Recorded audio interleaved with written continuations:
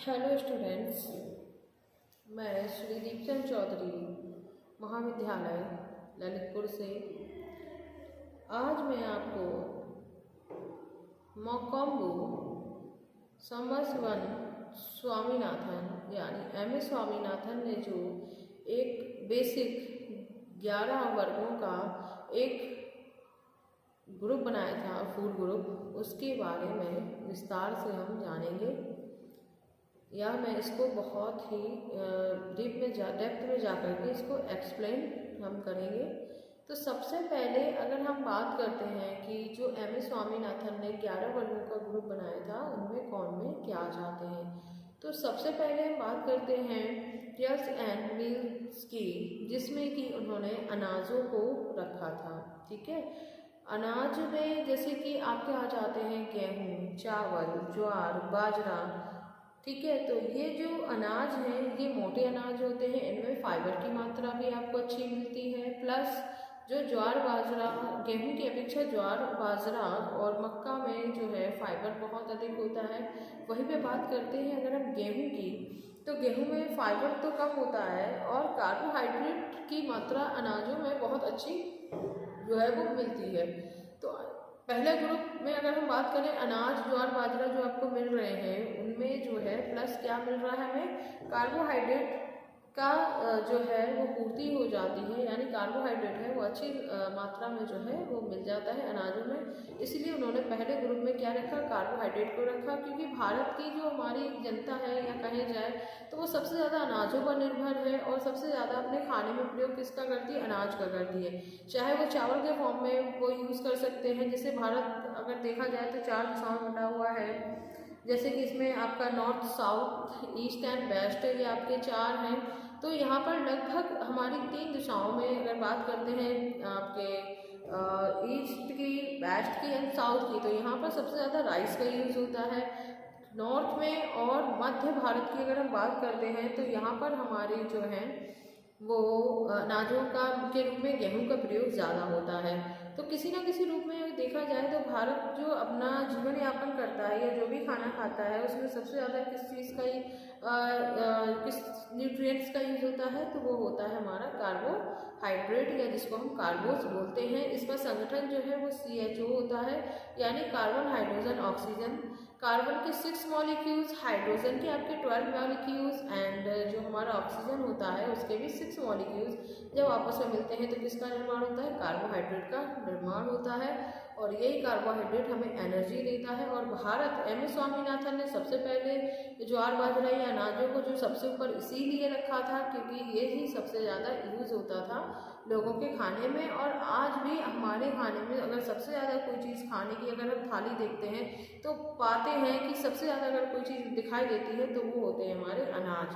वो रोटी के फॉर्म में भी देखो कार्बोहाइड्रेट आप ले रहे हो, प्लस चावल अगर आप साथ में ले रहे हो तो उसमें भी आपके कार्बोहाइड्रेट होता है। तो इस तरीके से पहला रखने का ज्वार बाजरा को उनका सिर्फ यही एक रीज़न था।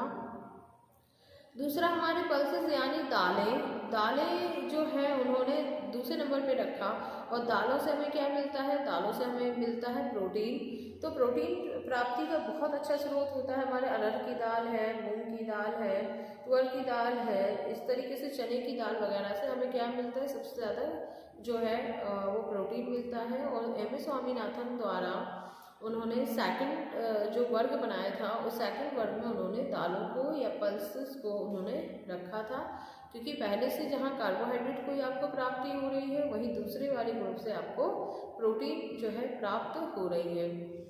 तीसरा आपका है नट्स एंड ऑयल सीड्स या तिलहन की बात करते हैं कि गिरियाँ या तिलहन। तो जो ऑयल सीड्स होती हैं जैसे कि अलसी हो गया, ठीक है, जिनमें आपको ऑयल भी मिलता है, जैसे तिल हो गया और इसके अलावा आपका अलसी हो गया। तो और गरी जो हमारी होती है नारियल, ठीक है, जो कोकोनट होता है उसमें भी जो सूखा वाला होता है, ड्राई जो कोकोनट होता है उसमें भी काफ़ी ऑयल होता है, तो इनसे हमें फैट मिलता है। नट्स भी हम बात करते हैं तो जो हमारे जो नट्स होते हैं उनसे भी आपको जो है मिलता है आपको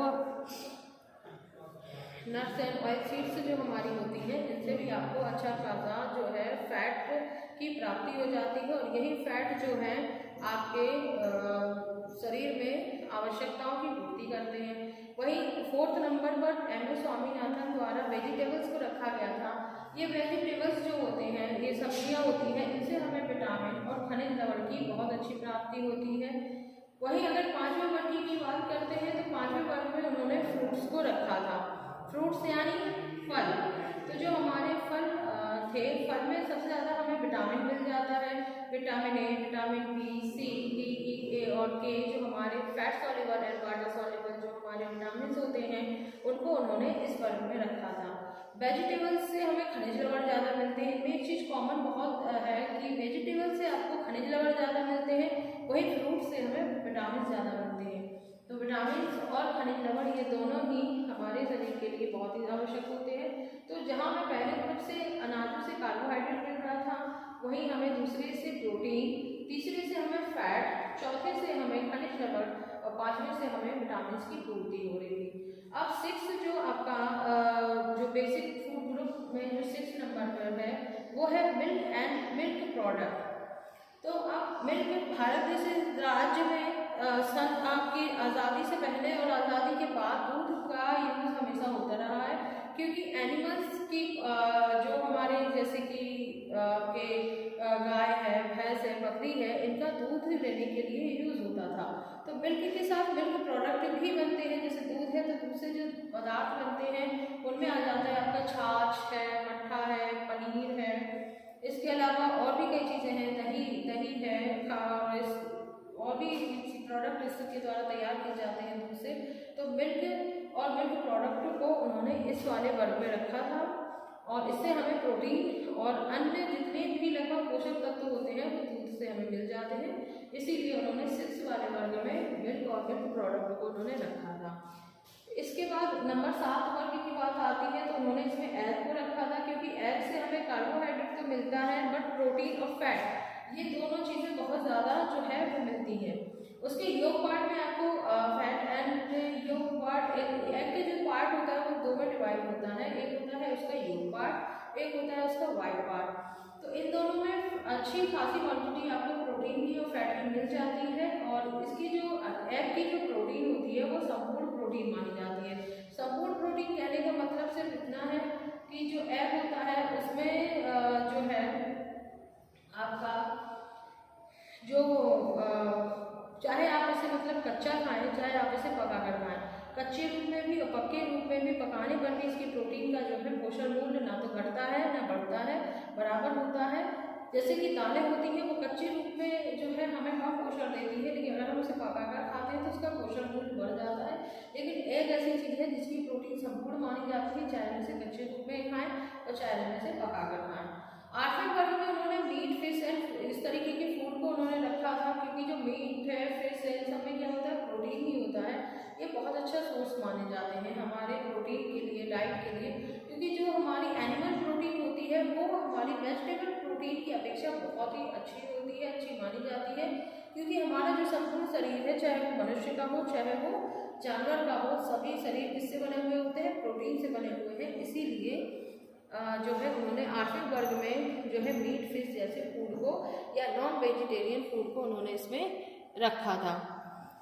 इसके बाद आता है 9th वर्ग, जिसमें उन्होंने फैट एंड ऑयल्स को रख दिया, क्योंकि जो है वसा भी हमारे शरीर के लिए ज़रूरी है। क्योंकि नट्स एंड ऑयल्स ही था जिसको उन्होंने रखा था, जिससे हमें फैट मिलता है। लेकिन ये कम्प्लीटली, क्योंकि नट्स एंड ऑयल सीड वगैरह जो कमजोर वर्ग का व्यक्ति है वो यूज़ नहीं कर पाता है, इसीलिए उन्होंने 9th वर्ग में उन्होंने फैट एंड ऑयल्स को रख दिया। क्योंकि फैट और ऑयल्स जो है वो हमें किनसे मिलता है, जो घी है, तेल है, वनस्पति घी है, नारियल है, यानी सैचुरेटेड और अनसैचुरेटेड 2 फॉर्म में जो हमारी फैट होती है, यानी जमने वाली वसा और जो वसा जमती नहीं है, ठीक है, जो लिक्विड फॉर्म में होती है, उनको उन्होंने इसमें रख दिया, जिसमें तेल आ जाएगा, घी आ जाएगा, बटर आ जाएगा, और साथ में इसी तरीके की वनस्पति घी वगैरह इसमें जो है इस ग्रुप में आ जाते हैं।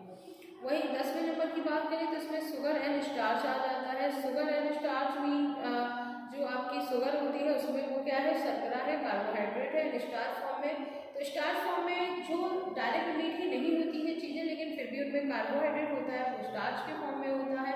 जैसे कि अनाजों में जो होता है, आलू में होता है, शकरकंदी में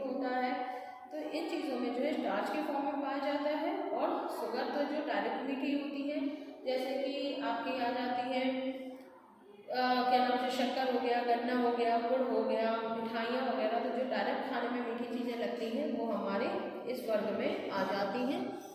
इसके बाद बात करते हैं अदर फूड की। तो जो बाकी जैसे रेशेदार पदार्थ हैं और भी ऐसे जो बचते हैं जो हमारे शरीर के लिए ज़रूरी होते हैं, लेकिन उन्हें हम न्यूट्रिएंट्स में नहीं गिनते हैं, क्योंकि न्यूट्रिएंट्स उन्होंने मस्ट 6 माने थे।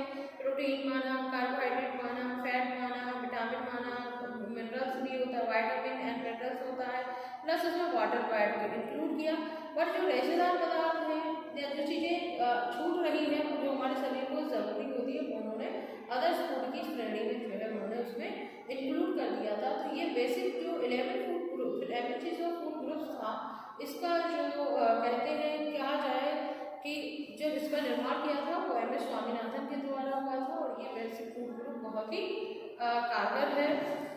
तब जब बना था तब से लगा के आज तक इसका यूज़ हो रहा है। धन्यवाद।